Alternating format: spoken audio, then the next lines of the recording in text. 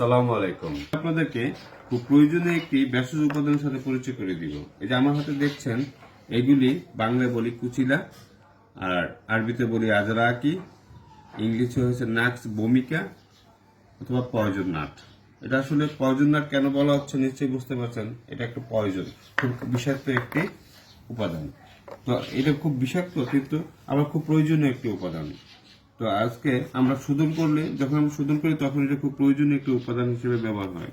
তো আমি আজকে আপনাদেরকে এর শোধন প্রক্রিয়াটা কিছু একটা অংশ দেখিয়ে দিচ্ছি।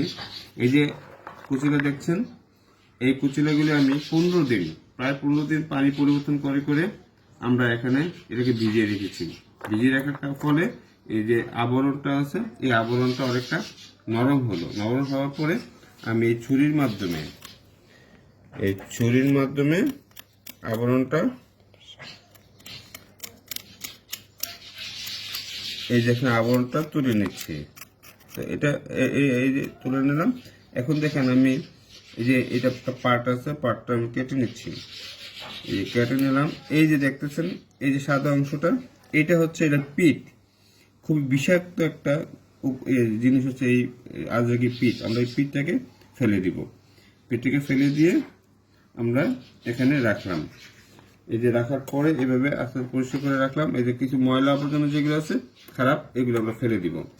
তো এরপরে এটাকে আমরা দুধের মাধ্যমে হালকা আছে জাল দিয়ে এটাকে আমরা শোধন করার পরে এটা আমরা পাউডার করে চূর্ণ করে ব্যবহার করব। এখন বলতে পারেন আমরা কিসে ব্যবহার করব, কোন কোন রোগে আমরা এই আজরাকি ব্যবহার করব। আজরাকি সবচেয়ে বড় কাজ হচ্ছে শরীরের বাত ব্যথা, যে কোনো ধরনের বাত ব্যথা আমরা আজরাকি ব্যবহার করে থাকি। আর হচ্ছে দুর্বলতায়, স্নায়ু দুর্বলতায় আমরা এই আজরাকি ব্যবহার করি। স্নায়ু দুর্বলতা জনিত কারণে যাদের সেক্সুয়াল সমস্যা থাকে তাদেরকে আমরা আজরাকি দিয়ে থাকি।